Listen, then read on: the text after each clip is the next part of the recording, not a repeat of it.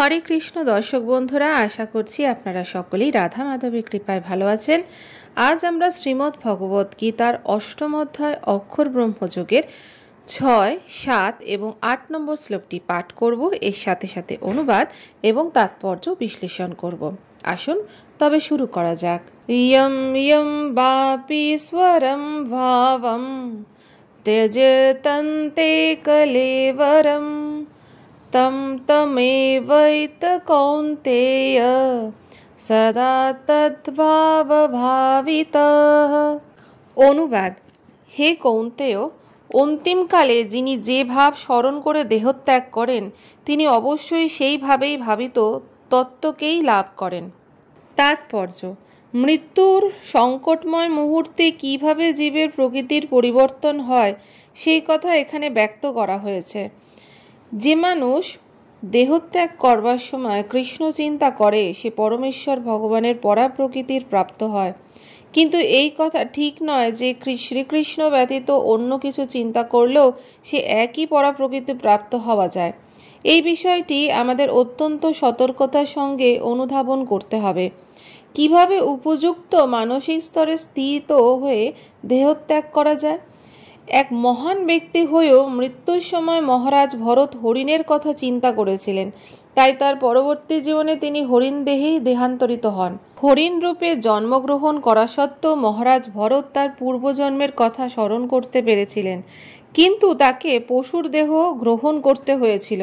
সাধারণত জীবিত অবস্থায় আমরা সমস্ত চিন্তা করে থাকি, সেই অনুযায়ী আমাদের মৃত্যুকালীন চিন্তায় উদয় হয়। সুতরাং এই জীবনই আমাদের পরবর্তী জীবন সৃষ্টি করে। কেউ যদি সাত্ত্বিকভাবে জীবনযাপন করেন এবং সর্বদা ভগবান শ্রীকৃষ্ণের চিন্তায় মগ্ন থাকেন, তাহলে তার পক্ষে জীবনের অন্তিমকালে কৃষ্ণ চিন্তা করা সম্ভব। সেটিই তাকে শ্রীকৃষ্ণের পরা প্রকৃতিতে স্থানান্তরিত করতে সাহায্য করবে। ভগবান শ্রীকৃষ্ণের অপ্রাকৃত সেবায় মগ্ন হয়ে থাকলে পরবর্তী জীবনে অপ্রাকৃত অর্থাৎ চিন্ময় দেহ লাভ হবে, আর জড়দেহ ধারণ করতে হবে না। তাই হরে কৃষ্ণ কৃষ্ণ কৃষ্ণ হরে হরে, হরে রাম রাম রাম হরে হরে এই মহামন্ত্র কীর্তন করাই জীবনের অন্তিমকালে সফলভাবে প্রকৃতি পরিবর্তনের শ্রেষ্ঠ উপায়। তস্মাৎ সর্বেষু কালেষু মামনুস্মরয়ুদ্ধচঃ ময়্যর্পিতমনবুদ্ধিঃ মামেবৈষ সংশয়। অনুবাদ: অতএব হে অর্জুন, সর্বদা আমাকে স্মরণ করে তোমার স্বভাবহিত যুদ্ধ করো এবং এভাবে আমাতে তোমার মন ও বুদ্ধি অর্পণ করে নিঃসন্দেহে তুমি আমাকেই লাভ করবে।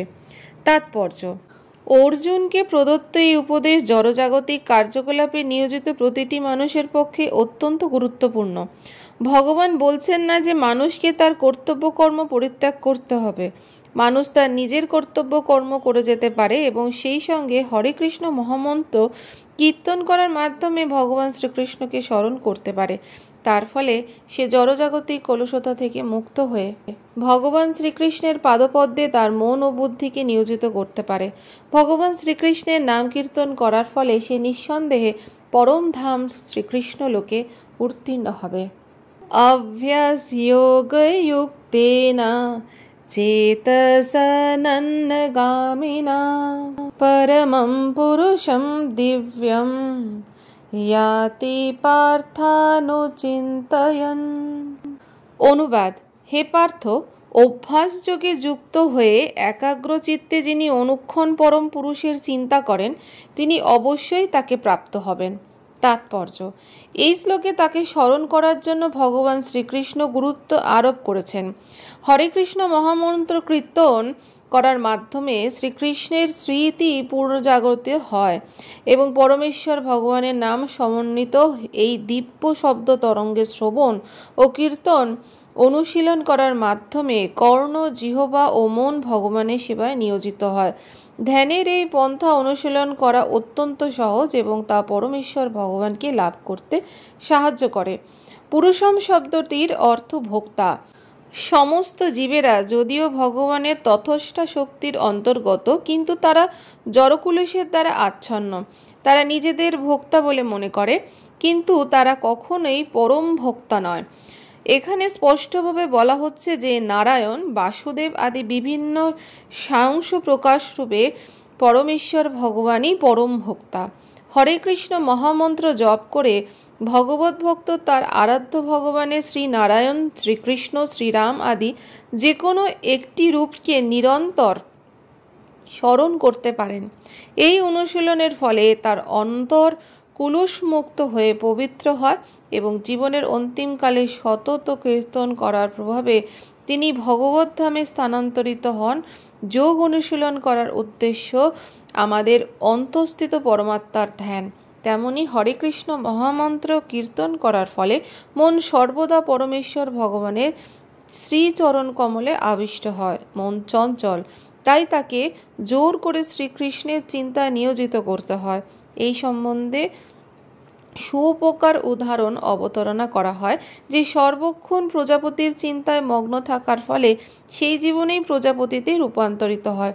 সেই রকম আমরাও যদি সর্বক্ষণ ভগবান শ্রীকৃষ্ণের চিন্তা করি তবে আমরাও নিঃসন্দেহে এই জীবনের শেষে ভগবান শ্রীকৃষ্ণেরই মতন চিন্ময় দেহ প্রাপ্ত হব। তাহলে দর্শক বন্ধুরা, এই ছিল আমাদের শ্রীমদ্ ভগবদ গীতার ৮ম অধ্যায় অক্ষর ব্রহ্মযোগে ৬, ৭ এবং ৮ নম্বর শ্লোকের তাৎপর্য। আগামী পর্বে আপনাদের সাথে আবার দেখা হবে পরবর্তী শ্লোক নিয়ে। আপনারা ভালো থাকুন, সুস্থ থাকুন।